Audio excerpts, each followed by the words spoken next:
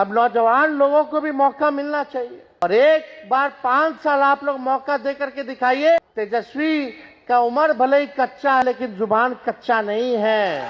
तेजस्वी यादव ने अपने आप को सीएम डिक्लेयर कर दिया है और एक बार 5 साल आप लोग मौका दे करके दिखाइए। और उस हिसाब से जिस तरफ से उन्होंने अपना बयान दिया है, जिस हिसाब से वो रैली में अपने आप को सम्मानित कर रहे थे, लोगों को बता रहे थे कि मैं अब क्या क्या करने वाला हूं, इसको कहने की जरूरत नहीं है, अब पटल पे लाने की जरूरत है।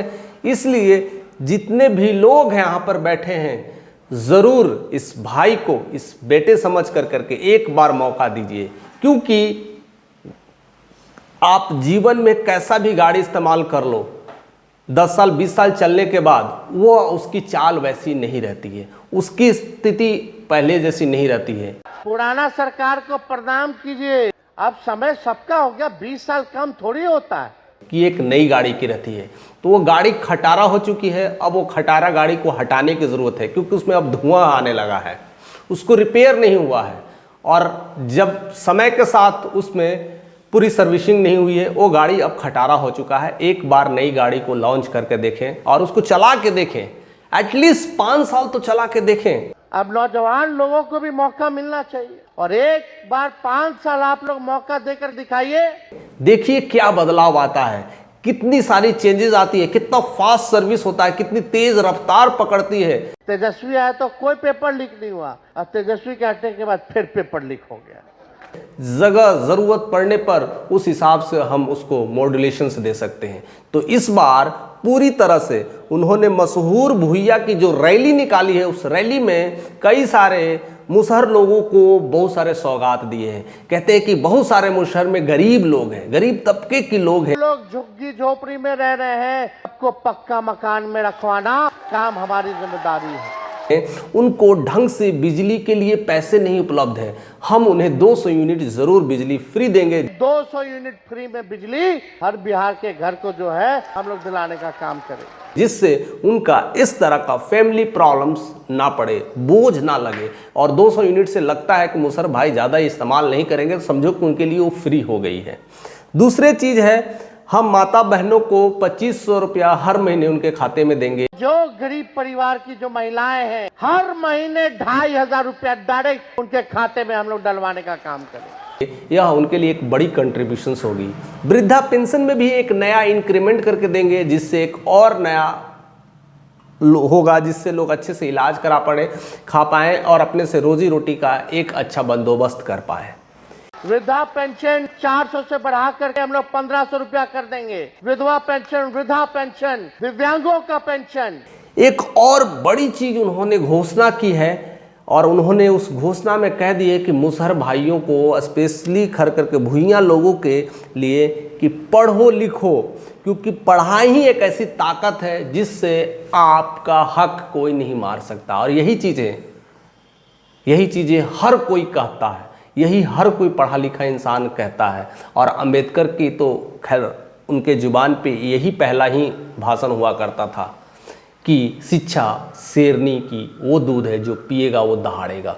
तो यह पहली बार इन्होंने शिक्षा पर जिस हिसाब से मुद्दे को रखा है वह काबिले तारीफ है, क्योंकि शिक्षा एक ऐसा, स्कूल जो है वही मंदिर है और शिक्षा जो है वही असली धर्म है। ही एक ऐसा अमृत है जिसे पी ले तो उसे कभी भी दिक्कत नहीं होगा।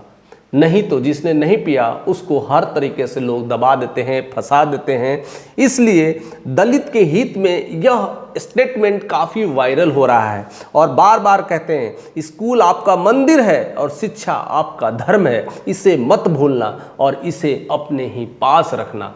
और जिस हिसाब से तेजस्वी यादव ने यह बयान दिया है, लोगों को शिक्षा के प्रति जागरूक होने की कोशिश कर रहे हैं, ऐसा नहीं लगता है कि वह 9वीं फेल है। और 9वीं फेल वाला इंसान ही बता सकता है कि शिक्षा का महत्व क्या है, क्योंकि जब आप शिक्षा नहीं लेते हैं तो आपके लाइफ में जो जो चुनौतियां आती है उस चुनौतियों को भली भांति समझ जाते हैं। और शायद उन्होंने इस मुहिम को एक बड़ा, कहते हैं, जनादेश में कन्वर्ट करने की कोशिश की है और शिक्षा पर बहुत बड़ा उन्होंने भाषण दिया है, ऐलान दिया है और कह दिया है कि अब शिक्षा हर घर पहुंचना चाहिए, हर किसी को शिक्षा लेना चाहिए और स्कूल को एक मंदिर की तरह समझ करके हर दिन जाएं और एक शिक्षा, एक धर्म की तरह उसे पूरी तरह से अपने जीवन में संभालें। इसलिए हमने कहा कि आप लोग जो है अपने बच्चों को जो है पढ़ाने और लिखाने का जो है काम कीजिए। स्कूल जो है वही मंदिर है और शिक्षा जो है वही असली धर्म है। तब आपके साथ एक नया बदलाव होगा, एक नई चिंगारी होगी और जॉब, रोजगार वो तो छोटी चीज़ है, वो तो मिल ही जाएगी, बाय प्रोडक्ट है। लेकिन जिस दिन शिक्षा नहीं लिया तो सब कुछ धरे के धरे रह जाएंगे।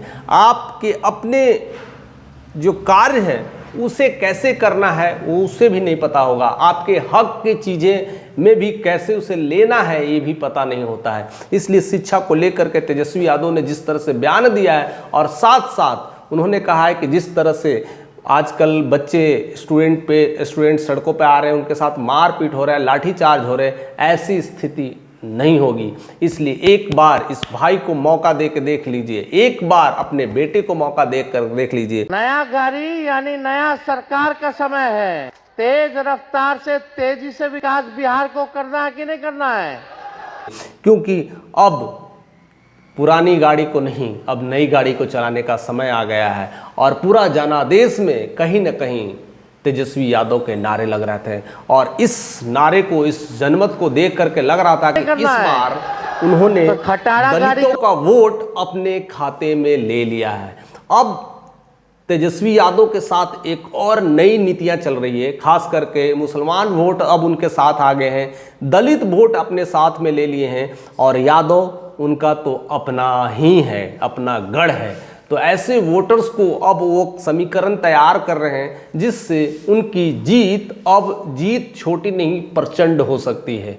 बस इंतजार करना है उस समय का कि उस समय में कैसे कैसे वो काम करते हैं, कैसे कैसे वो बातें करते हैं और जो धरातल पे बात करते हैं उसको किस तरह से समाज में रख पाते हैं। हालांकि उनके लिए कई सारे तोड़ विपक्ष में भी मौजूद हैं, कई सारे एनडीए में नेता अग्रेसिव होकर करके उनके निशाने को लेकर के काटने की कोशिश कर रहे हैं, उनके एग्रेसिव को गिराने की कोशिश कर रहे हैं। फिलहाल क्या क्या हो सकता है ये तो वक्त बतलाएगा, लेकिन तेजस्वी यादव के दहाड़ से विपक्ष में एक अलग ही टेंशन का माहौल बन गया है, क्योंकि जिस हिसाब से उन्होंने दलितों को अपने वोटे में एकत्रित कर लिया है, मुसहर भाइयों को, भुइयां लोगों को एकत्रित कर लिया है, इस तरह से हमें लगता है कि अब अच्छे खासे जो मंत्री हैं, जो खास करके दलितों को अपने आप को नेता कहते थे, उनके लिए उन्होंने लंका लगा दिया है। और देखते हैं कि क्या क्या होता है, क्योंकि ऐसी ही रैली, ऐसे ही जनसैलाब और इस तरह की बातें हर कोई तेजस्वी यादव से सुनने के लिए बेकरार था कि एक इंसान जिसको 9वीं फेल को लेकर के कई सारे तमगे लगाए गए हैं, कई सारे उनको गिराने की कोशिश की गई है, आज 9वीं फेल ही बता रहा है कि शिक्षा का महत्व क्या है। और ऐसी ही नहीं बता रहा है, उस चीज़ों को महसूस किया है, देखा है, समझा है, शायद इसी वजह से वो बता रहा है। और उनकी ये बातें काफ़ी ट्रेंड कर रही है, लोग उन पे निशाना करेंगे, काटेंगे। वो सारी वीडियोस मैं नेक्स्ट वीडियो के साथ ज़रूर बताऊंगा कि कौन कौन से लोग उनके इस पक्ष जो बातें रखें उनको काटने के लिए तैयार बैठे हैं और उनका जो तोड़ है एक्चुअली में कौन नेता है जो उनका तोड़ के लिए रख पा रहे हैं। ऐसी तमाम खबरों के साथ आप बने रहिए। चैनल पर नए तो सब्सक्राइब करिए, क्योंकि ऐसे नोटिफिकेशन आपको आने वाले हैं।